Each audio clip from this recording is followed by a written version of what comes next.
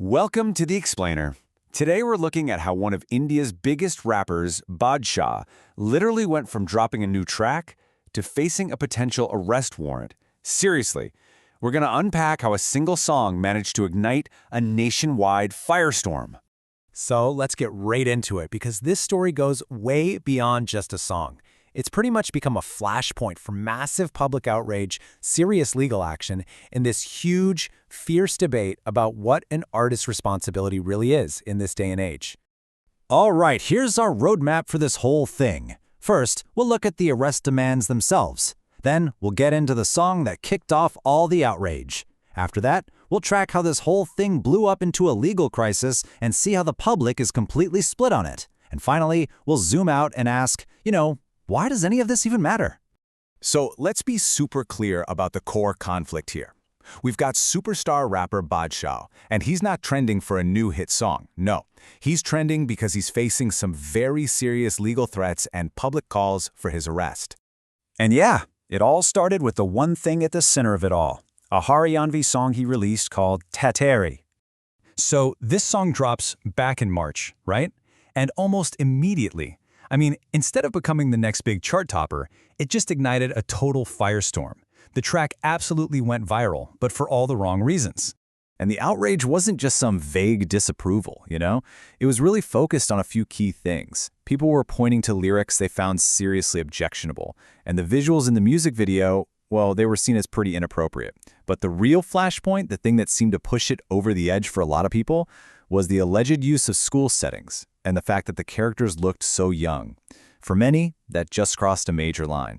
So, this online backlash, it didn't just stay on social media. Not at all. It crossed over into the real world, and it did it fast, transforming into what you can only call a full-blown legal nightmare for him. And believe me, things escalated incredibly fast. We're talking within days of the song's release, multiple FIRs were filed against him in Haryana. And an FIR, just so we're all on the same page, is a first information report. It's basically the first official step in a police investigation in India.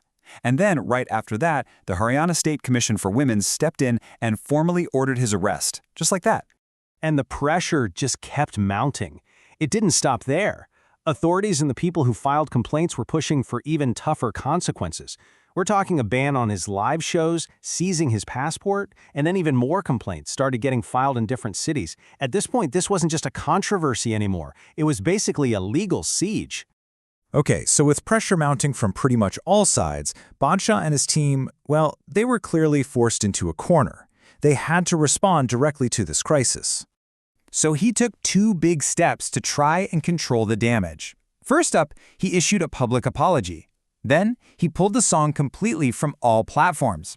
But, as we all know, once something goes viral online, trying to undo its impact is, well, pretty much impossible. And that apology? It completely split public opinion right down the middle. On one side, you had people defending artistic freedom, saying, hey, this is being blown way out of proportion. But on the other side, you had a lot of people insisting that celebrities have a responsibility and that this type of content is just not acceptable, period. The whole thing basically became a flashpoint for this much larger cultural debate. But here's where the story takes another wild turn. Just as this whole debate was raging over his apology and what he should or shouldn't have done, Badshah makes a move that just about shocked everyone. He performed live. Yep. Even with an active arrest order and all these police complaints piling up, he got on stage in Uttar Pradesh in front of this huge crowd. The fact that he was performing while facing serious legal action and even needed police protection just to do the show, man, that just threw a whole can of gasoline on the fire. Okay, so let's zoom out for a second. Because beyond just this one song and this one artist, this whole incident really shines a light on some key tensions that are playing out in our culture right now.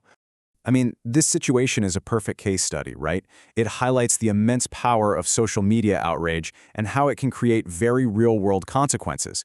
It also forces all of us to confront that super thin line between creative freedom and social responsibility.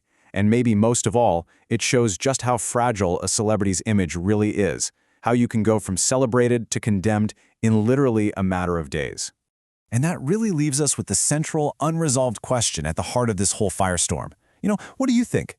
Is this a case of justified public outrage, a necessary stand for accountability, Or is it a massive overreaction that threatens artistic freedom and sets a dangerous precedent? That's the huge debate this controversy has left us all to think about.